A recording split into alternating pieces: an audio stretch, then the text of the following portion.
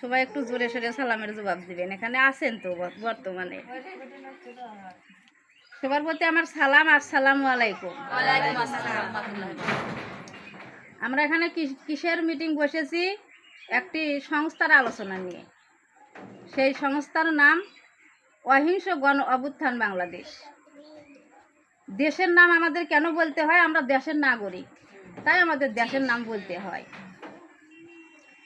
আচ্ছা, এই দেশ নিয়ে কথা বলিতে হয় এই কারণেই যে আমরা দেশের নাগরিকের দায়িত্ব আমাদের অবশ্যই পালন করতে হয়।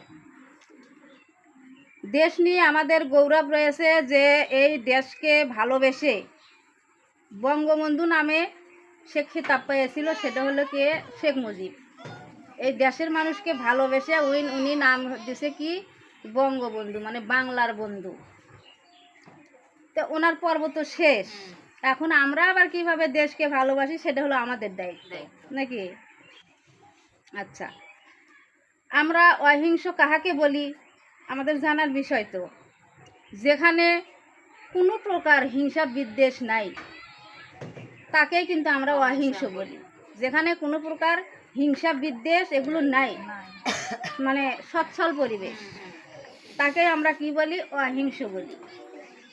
আচ্ছা, আমাদের অন্তরে কিভাবে হিংসার সৃষ্টি হয়? যেমন এই লাইলির কথাই আমরা ধরি। লাইলি আপা উনিও মহিলা, আপনারাও মহিলা, আমরাও মহিলা নাকি? কিন্তু ওনার কাছে আমি কি বলছি যে কয়েকটা সদস্য দরকার। উনি যদি বলিত যে আমার সংসার বা আমার অবস্থা অনেক ভালো, আমি কে মানুষের পিছে পিছে ঘুরবে যাবো না, হ্যাঁ, তাইলেই কিন্তু আর একটা হিংসা হইল।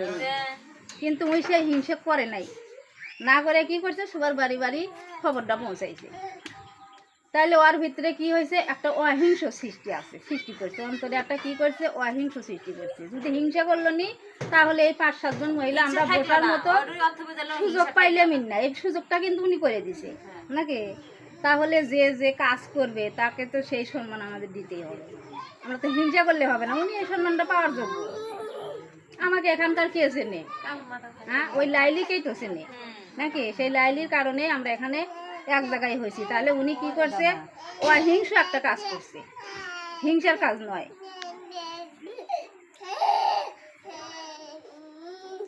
তাহলে আমাদের উচিত কি? যিনি সম্মান পাওয়ার যোগ্য তাকে আমাদের সম্মান দিতেই হবে। সম্মান দিলে আমাদের অসুবিধা কোথায় নাকি? আচ্ছা, তাহলে আমরা এই হিংসাকে দূর করার প্রতিরোধ ব্যবস্থা নিব। মানে হিংসা যাতে আমাদের মধ্যে না থাকে, আমাদের অন্তরে যাতে হিংসা না থাকে, আমরা তার কি করব? প্রতিশোধ নিব না, প্রতিরোধ ব্যবস্থা নিব। প্রতিশোধ হলে কি? তুই আমার মাথায় বাড়ি মারছে, আমি তোর মাথায় মারবো, এটা হচ্ছে প্রতিশোধ। আর আমি কি করছি? তুমি আমারে মারছো, আমি তোমারে মারবো না, এটা হলো কি? প্রতিরোধ, তাই নাকি? আচ্ছা, প্রতিশোধ আর প্রতিরোধ গেল। আমরা প্রতিরোধ ব্যবস্থা নিব, কিন্তু সেই প্রতিরোধ ব্যবস্থা নিতে পারি না। কারণ কি জন্য পারি না? আমাদের আর্থিক ব্যবস্থা নাই নাকি? আমরা গরিব মানুষ, অসহায় মানুষ। এই জন্যে আমরা ওই অহিংস প্রতিরোধ ব্যবস্থা আমরা নিতে পারি না। আমরা কোনো সহযোগিতা পাইলে, আমরা যদি কোনো সহযোগিতা পাই তাহলে অবশ্যই ন্যায়কে আমরা প্রতিষ্ঠা করব এবং প্রতিরোধ ব্যবস্থা, এই অহিংস প্রতিরোধ ব্যবস্থা আমরা করব। এটাই তো আমাদের মনের ইচ্ছা, না কারো মনের ইচ্ছা নাই? যদি থাকে যে আমরা ঠিক আছে, যদি আমরা এরকম ব্যবস্থা পাই, আর্থিক সচ্ছলতার ব্যবস্থা যদি আমরা পাই, তাহলে আমরা কি করব? অহিংস প্রতিরোধ ব্যবস্থা আমরা নেব বা অহিংস পরিবেশ আমরা গড়াইব নাকি? তাহলে সবাই একবার বলেন নাকি এরকম যে হ্যাঁ, আমরা যদি আর্থিক সচ্ছলতা পাই তাহলে আমরা কি করব?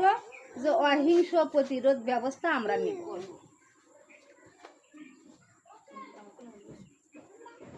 হিংসাকে দূরীভূত করিব ইনশাআল্লাহ। সবাই এটা তো উত্তর করবেন। হিংসাকে দূরীভূত করিব ইনশাআল্লাহ। আমাদের অন্তর হইতে হিংসাকে দূর করিয়ে দিব ইনশাআল্লাহ। আমাদের অন্তর হইতে হিংসাকে দূর করিয়ে দেব ইনশাআল্লাহ। আমরা এখন আলোচনা